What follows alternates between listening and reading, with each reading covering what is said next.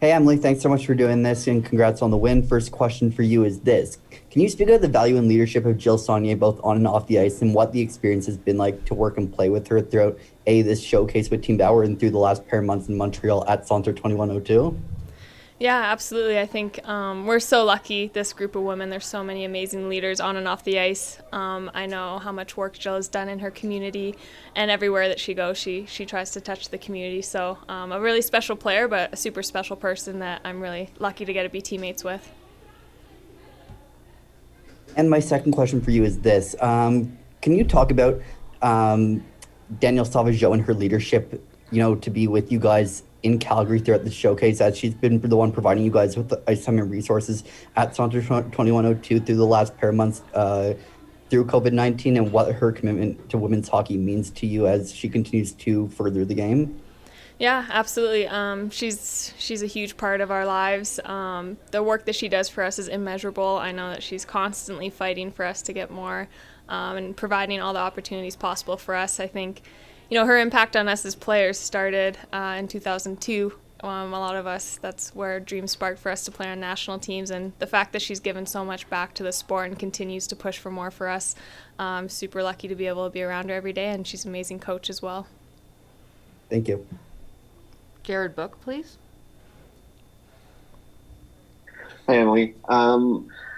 Obviously, this is a little bit different format than the showcases last year. Do you think that having this kind of repeated matchups around Robin and then having a clear championship game at the end kind of raises the intensity level a little bit compared to last year?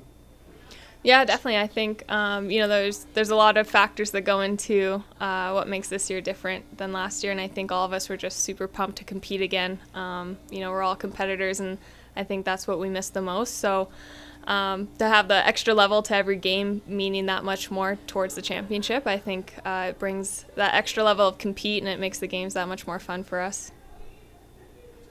And you've been playing against some of these players at national team scrimmages and things like that.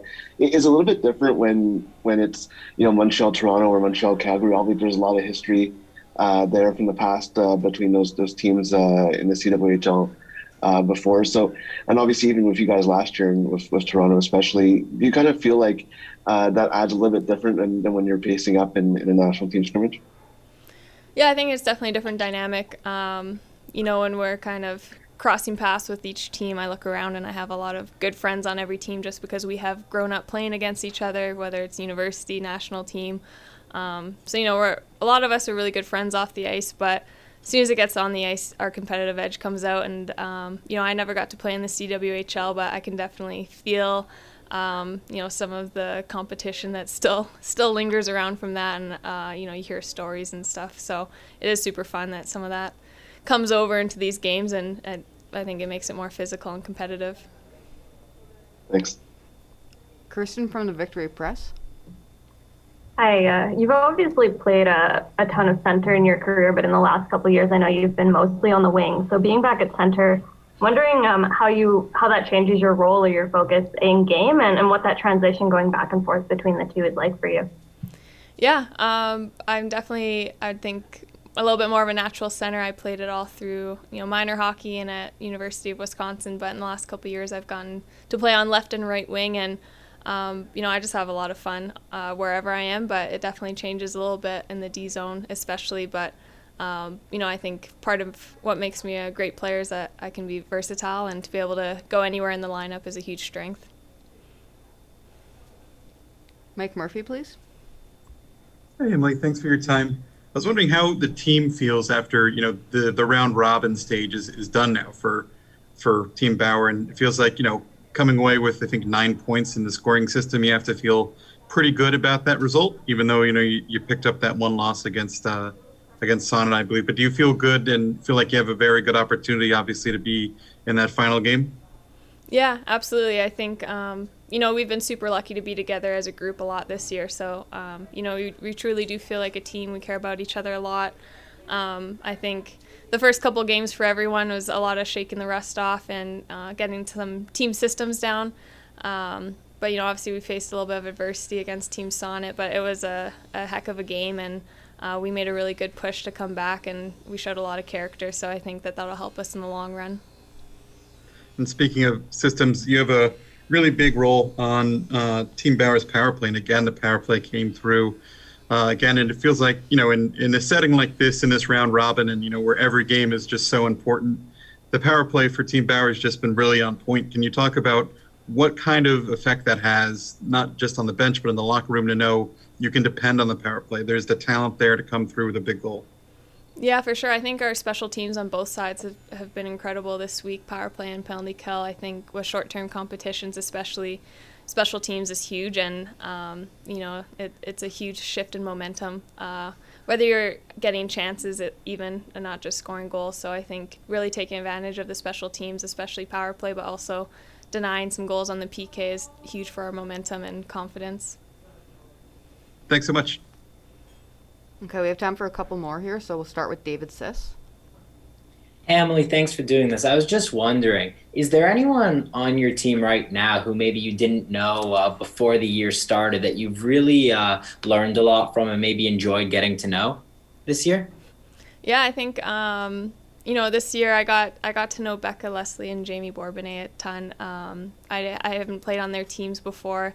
This is Jamie's first year in the PWHPA. With COVID protocols in our practices and locker rooms back in Montreal, we're in groups of 4 or 5, and we're in the same room. So it was really fun getting to know them all throughout the year, and I have a lot of respect for both of them, and they make it really fun to come to the rink every day. Okay, last question. Can we get Har from the Daily Hive? Hi, Emily. Congratulations on the big win today. I have 2 questions for you. Laura Stacey looks pretty fast when we're watching her on TV.